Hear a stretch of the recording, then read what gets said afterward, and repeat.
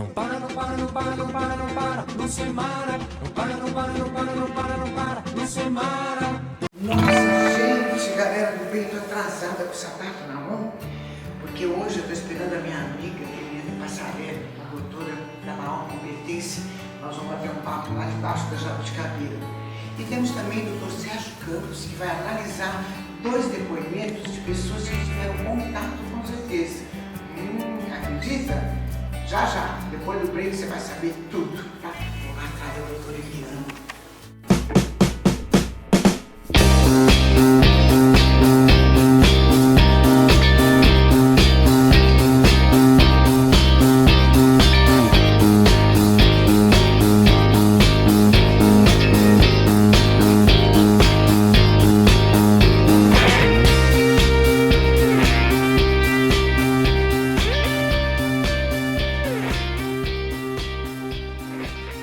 Ela, promotora de justiça, professora universitária, mestre em Direito pela PUC e, além disso tudo, uma mulher corajosa, uma mulher determinada, fala o que pensa. Na hora do bochicho forte, todo mundo chama a doutora Eliana Passarelli, que está aqui comigo. Tudo bem, doutora? Tudo bem, Lucimara? Eu sou fã, né? Você sabe, de carteirinha. Você é fã de carteirinha, eu também sou sua. Né? Mas é É verdade, recíproco. a gente se ama. Doutora, acha que o Código Penal no Brasil é fraco? O que você me diz do Código? Então, ó, aí eu vou ter que dar uma explicaçãozinha. O Código Penal, ele é de 1940. Então veja quanto tempo. Só que em 1984 fizeram uma reforma legislativa que piorou muito. Ao Piorou invés de demais, melhorar. Ao invés de melhorar. Então, em 1984, nós abrimos de uma maneira, vou ser específica, a parte geral do Código Penal, onde nós beneficiamos todos os tipos de bandidos. Agora, qual é a sua opinião sobre essas visitas íntimas que estão tão comentadas aí no momento? Aí também é outro problema. Nós não tínhamos visitas íntimas. Há 30 anos atrás, o que aconteceu? Nós tínhamos um problema que era a AIDS nos presídios. Então, se o presidiário soubesse que ele era aidético, ele seria morto pelos outros detentes, por medo de pegar doença. Com a visita íntima, tentou-se diminuir essa promiscuidade, mas na verdade não foi o efeito esperado, né? Então a sua companheira vai ao presídio, tem essa visita íntima, isso acalma o ânimo do presidiário, em termos de rebelião, em termos de bom comportamento e tudo mais, e depois nós, de certa forma, deixamos este presidiário de novo nas mãos do Estado, que os trata muito mal. Estas visitas íntimas são promíscuas, são desnecessárias e você tem que dar emprego e trabalho ao presidiário. Isto sim é restabelecer a ressocialização do preso. Entendi. Enquanto nós não fizermos isso, nós estamos maltratando o preso e maltratando não só as companheiras, porque elas passam por revista íntima anteriormente à própria visita íntima, elas estão sujeitas a todo tipo de vexames, né? E os companheiros também. O que está mais difícil, doutora, é a violência. Está demais. Pois Como é. que vai fazer? Eu fico num desespero, porque E assim, pode ficar, viu? eles estão matando por nada. Quer dizer, daqui, você dá e morre. Essa semana nós tivemos 2 latrocínios absurdos por conta de celulares. Olha lá. Num final de semana. Isso é muito grave. O Brasil inteiro está vivenciando um momento de altíssima violência. Se não houver uma lei penal efetiva que intimide o criminoso em potencial, aquele que pensa em cometer um delito, né, se não houver esse princípio de intimidação através de uma lei penal, nós teremos cada vez mais a violência como regra no país, não é exceção. Nós estamos vivendo como regra. É muito grave a situação. E outra coisa, criaram a tal da audiência de custódia, que na verdade o preso chega ao juízo em 24 horas e a conversa é sempre a mesma. Apanhou, foi maltratado pelo policial e isso é uma forma de compensar o crime por ele praticado e ele é colocado na rua, sem que não haja nenhum tipo de averiguação para que ele seja apurada essa situação como verdadeira ou como falsa. Então, normalmente, o que o juiz faz? Dá a liberação, né? E dias depois, o que acontece? Ele está delinquindo novamente. Pois é, e eu vejo toda hora, isso é comum. Quer dizer, o policial vai, prende... A polícia está cansada. E aí o juiz solta. É isso mesmo. E Assim, nós fazemos o o cara nosso acabou de trabalho. matar, mas matou. Todo mundo viu, com exato. testemunhas. Eu não consigo entender isso, doutora. Mas ninguém consegue entender. Gente normal, e eu te considero uma pessoa normal e me considero normal, não entende. E não pode acontecer isso. Isso é um absurdo, isso é um desvio da lei. Mas esses juízes não se tocam? O que acontece? Alguns não. Alguns não se tocam. E não tem ninguém que possa interferir com esses juízes? Ou eles Sim. são absolutos? Não são absolutos. O Ministério Público intervém recorrendo sempre que possível, né? É claro que a gente não pode generalizar, Lucimara. Existem casos que, apesar de graves, né, tem que ser melhor apurado. Então, para esses casos, nós até eu acho que há a concessão dessa audiência de custódia com a liberdade para que a coisa seja bem encaminhada posteriormente pela justiça. Mas existem casos que são gritantes. Quando nós falamos de roubo majorado, tráfico de entorpecentes, é a pessoa que roubou que o outro reconheceu, ele foi preso em flagrante. Quando nós falamos em tráfico, nós estamos falando de quilos e quilos e quilos de toneladas de droga apreendida. E isso não vai ter jeito, né? Isso vai até o fim do mundo, é isso que eu entendo, não? Enquanto não se mudar a cabeça de alguns magistrados, no sentido de que esta lei não é feita para beneficiar bandidos, mas é feita para que o juiz tenha contato imediato com o preso e dali possa se abstrair alguma coisa, nós vamos continuar nessa situação, sim. A doutora é a favor da pena de morte? Não. Por quê? Não. Como dizia um belíssimo jurista, né? O Miguel Reale, pai, se a pena de morte for uma coisa boa, nós estamos beneficiando bandidos.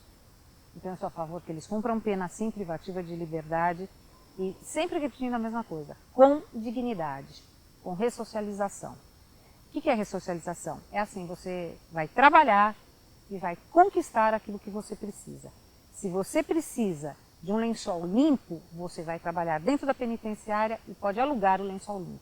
Você gosta de televisão? Ótimo. Então você vai trabalhar e conquistar a sua televisão através do seu salário. É tudo por aluguel. Nós não vivenciamos isso hoje. Então, assim, eu não sou a favor da pena de morte, até por princípios de natureza cristã, que eu não sou mesmo. E, por outro lado, eu não sou a favor da pena de morte, porque se a morte for uma coisa boa, eu beneficiei o bandido. Então, não. Eu acho que tem que cumprir pena e cumprir pena na integralidade. Mas é difícil. A gente vê hoje, doutora, crianças de 10, 11 anos matando. Aí não acontece nada, porque é menor de idade. E aí? Meu Deus! É outra coisa. Em 84 mudaram o Código Penal. Em 1990 criaram o Estatuto da Criança e do Adolescente.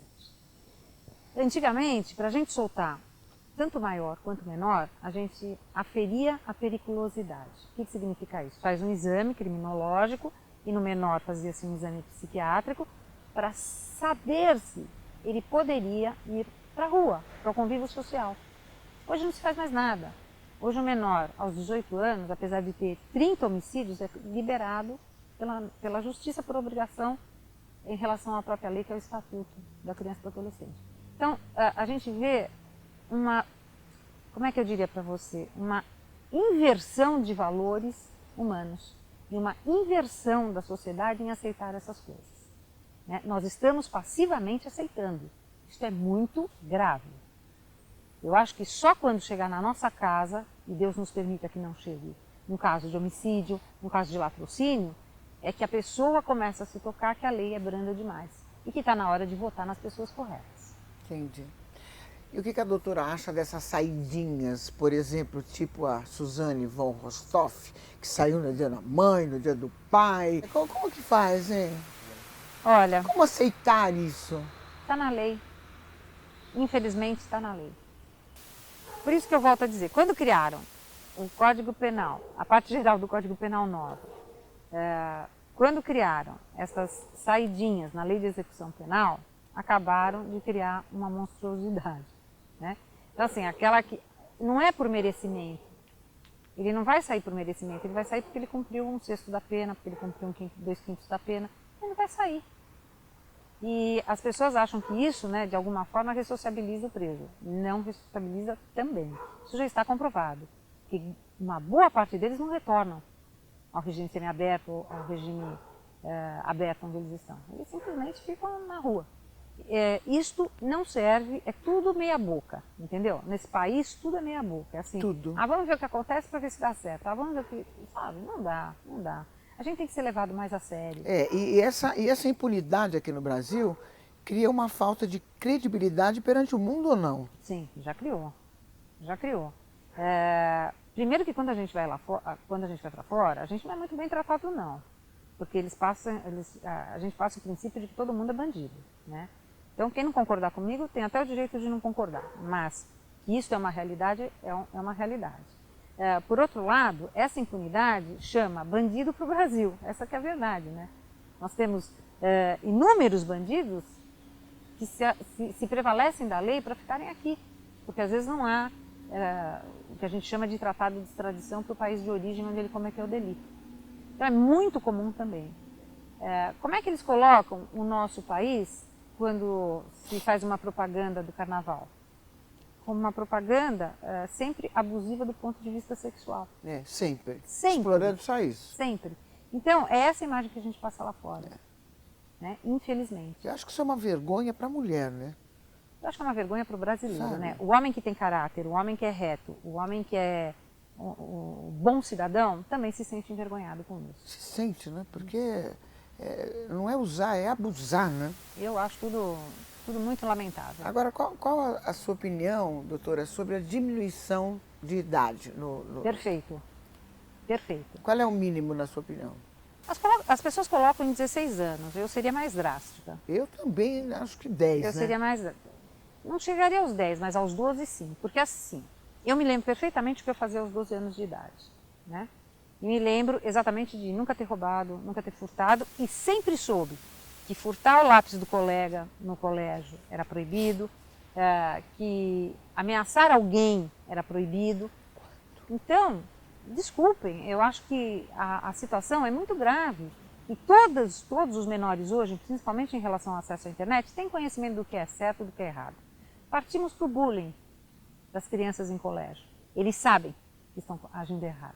Eles sabem que eles estão infringindo, de alguma forma, a norma moral. E acham Então, graça, né? Que infringam a norma penal. E a Lei Maria da Penha? Foi realmente um avanço ou não? Ou continuou nada a ver? Não acho um avanço. Não, né? Eu acho que ela existe, que de algum modo ela faz com que o criminoso se intimide, é o criminoso potencial. Mas quando você se defronta realmente com um caso grave, de lesão corporal de natureza grave, enfim, uma situação sempre ameaçadora dentro do lar e qualquer coisa desse jeito, ela não faz nada, porque o indivíduo fica solto do mesmo jeito. A única coisa que ela deu uma melhorada é que a gente pode prender preventivamente, né, o criminoso que poderia cometer um homicídio em relação a uma ameaça. Então ele ameaça, o juiz tem o poder dessa prisão preventiva. Porque normalmente para um crime de ameaça não teria esse tipo de fórmula, né, de prisão preventiva. Mas por quanto tempo? Qual é a pena do crime de ameaça? É ridícula. Doutora Eliana, o que a doutora acha da saída da Dilma? Eu acho que estava na hora, aliás, passou da hora. Eu acho que o povo brasileiro entrou num grande engodo, numa falácia e numa mentira.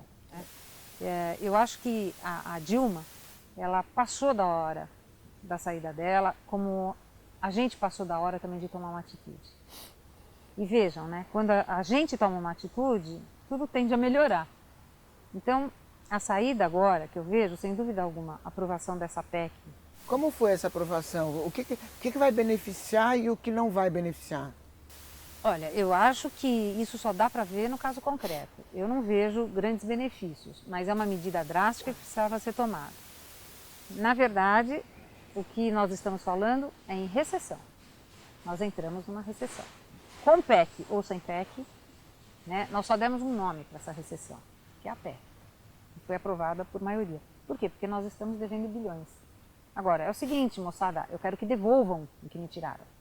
Eu quero que devolvam, inclusive, parte do meu salário, que ficará congelado durante 20 anos. Oi? 20 anos é muita coisa. É né? muita coisa. Porque as pessoas estão pagando por uma coisa que não fez, né? Que outros fizeram. Então, Exatamente. o justo é devolver mesmo. Então, a posição do Moro está corretíssima, né? Corretíssima. Eu acho que... Embora o PT diga que é uma perseguição, que é só o Lava Jato, só contra o PT. Você já viu que a gente só persegue bandido? Ninguém vai perseguir o cara em igreja. Não vai. Né? Quem está orando, ninguém persegue. Agora, bandido a gente só persegue. Que coisa, né? Por que a gente só persegue bandido? Existe uma luz no fim do túnel também com o novo governo, Temer? Eu acho que sim. E aqui eu quero dar um depoimento pessoal. Eu conheço o professor Temer como professor. Ele foi meu colega na PUC durante muitos anos. É uma pessoa que eu respeito profundamente pelo conhecimento jurídico e pela postura. A postura sempre foi a mesma, ilibada, correta, tranquila, que é o que ele está demonstrando hoje. Não mudou um fio de cabelo em relação a tudo isso. Então, eu acho que este é um momento de tranquilidade que nós merecemos para começar a colocar a casa em dia. Será um bom governo? Não sei. Não posso dizer. Mas pegou uma bucha, hein, doutora? Pegou uma bucha. Isso a gente tem que reconhecer. Não é em 2 segundos que ele vai fazer alguma coisa, não, né? Não, eu acho que nós temos aí longos anos pela frente para administrar o que sobrou do Brasil, né? Então, doutora, só para terminar nosso bate-papo, a sua opinião, assim, o Lula realmente, só para pegar um pouquinho, né? O Lula realmente está envolvido em toda essa história? Ele vai preso ou não vai, doutora? Eu estou falando em nome do Brasil. Olha, pelos crimes que ele cometeu, ele irá preso, sim. É uma questão de tempo. Tanto apurados aqui pelo Ministério Público Estadual, pelo Ministério Público Federal, já em termos de processo penal, ele não é melhor do que ninguém. Ele está sujeito à nossa lei.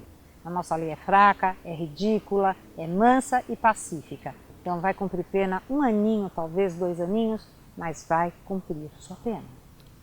A casa caiu. A casa caiu. The house is spancation. É isso, galera. A casa caiu. Eu conversei com a doutora Eliane Passarelli, promotora de justiça, professora universitária, um amor de pessoa e uma profissional muito competente. E agora estou convidando para o almoço. Vamos almoçar? Com certeza. Tem uma galera do bem esperando a gente. Estou com fome. Tá? Tem lá Pedro Manso. Hoje, Delícia. daqui a pouco nós vamos falar de um assunto do outro mundo, tá? Nós somos com um ufólogo, que ele vai analisar 2 depoimentos de 2 pessoas que tiveram contato com os ETs. Você acredita? Depois você me fala. Tá bom. A gente vai para um break e volta já já, tá? Não saia daí, pelo amor de Deus, hein?